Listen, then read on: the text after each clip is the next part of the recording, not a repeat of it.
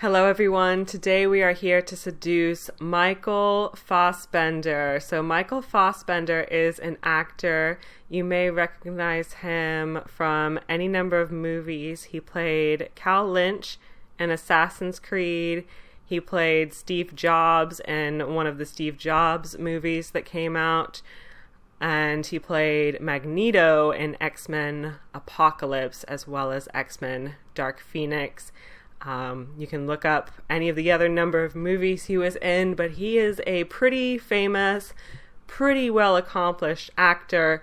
And I had a personal request after I did my video about Henry Cavill for me to come up with a way to now seduce this man. So this man is our new target.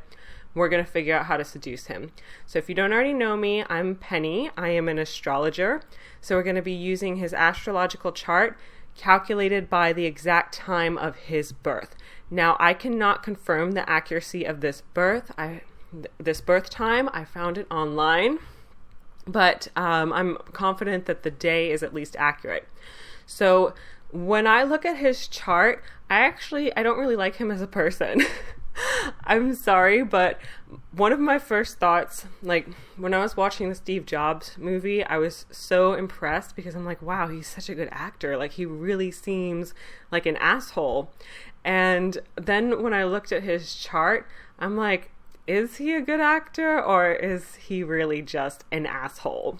So if you were my client, I probably would not advise you to date this guy. But since you are just a viewer on YouTube and this is just for fun, we're going to go ahead and dive right into it. First, I'm going to talk about why I think he's a little bit of an asshole. Well, ego. He's got so much emphasis on his ego and himself. He can come across as a very selfish person, kind of regardless of what it means for other people.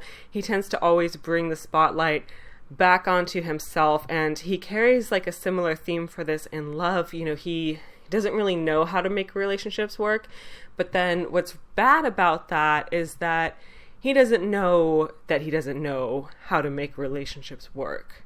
And what makes it even more difficult is this man doesn't really know what he wants either. So when you're dealing with a man who doesn't know what they want, that's definitely frustrating. It's definitely confusing. And if you invest your own emotions and your own feelings into a man who doesn't know what he wants, it can come back and it can bite you. It can be very, very hurtful. It can be emotionally devastating. You can wind up feeling rejected. And really, it's not your fault because, like, how are you actually going to have something like meaningful with someone who has no idea what they actually want? And like, that's another problem. It's like he's not consciously aware that he doesn't know what he wants. He probably thinks he does. He thinks he has like very specific ideas about the types of women that he wants to be with. And he does seem to like them more on the submissive side, more on the traditional side, but he wants it to be, you know, by his own standards, by his own definition. And he seems kind of like a when I say jump, you jump kind of man, especially in relationships. Like he can be kind of domineering, kind of bossy. But the good thing about a man who doesn't know what he wants is they're easy to seduce because once you actually, you know, show them something that they actually want, they feel like it's like this big come to Jesus moment. Like it's just this big deal and they almost get to a point where they can't even hardly control themselves anymore.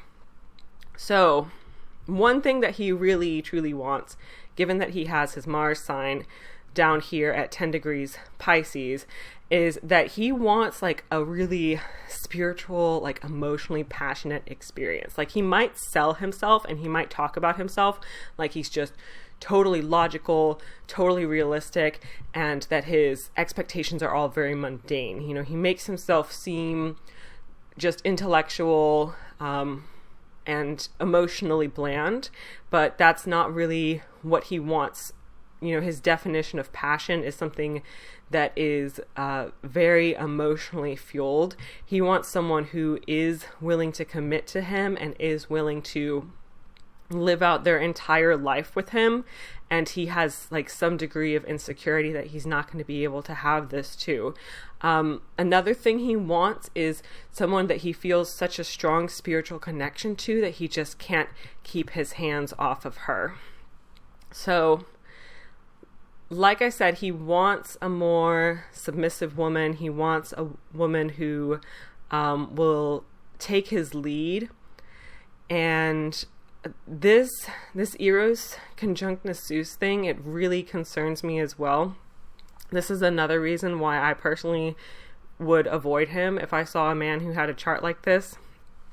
And he's suspicious of kindness, and that's partially because he doesn't understand how to be kind. He doesn't normally think about the importance of being kind. He kind of expects other people to be selfish in the same ways he is. So if he sees a woman who's just being like really super nice to him, then he is not going to trust her, and he's not going to be able to open up to her. So he's not looking for someone who's nice. I would say he actually wants someone who is a little bit of a bitch, but a bitch that he feels like he can control. So hypothetically, if you were going to like, Cleopatra him or whatever, and you were going to come over and you were going to seduce him, you have to at least create the illusion that he's going to be able to actually control you. Now, dealing with someone like this, I would say that could be dangerous because, I don't know. I personally wouldn't mess with this man. Sorry, not sorry. I call it how it is. But, these Zeus aspects, there's something I really don't want to deal with. And it's partially because he has a lot of like trauma that he didn't want to have to confront in his life. But he wants a woman who he essentially feels like he can control, and he essentially who is critical though, because he wants to be able to kind of fight that and have this kind of like back and forth constant arguments thing where the woman makes him feel like he's not really good enough, so he has to change and he has to better himself and he has to continuously compete to be the most impressive, best alpha male that there possibly is. So when we're talking about like kinks and sexuality here, what I think when I look at his chart is that he would probably consider himself a dom, and he would like the brat type. So if you're not familiar with BDSM, the brat is a submissive who acts like they're not submissive, mostly just to kind of push their partner further and make their partner be even more brutal, even more controlling. So he wants to be able to like exercise that controlling energy.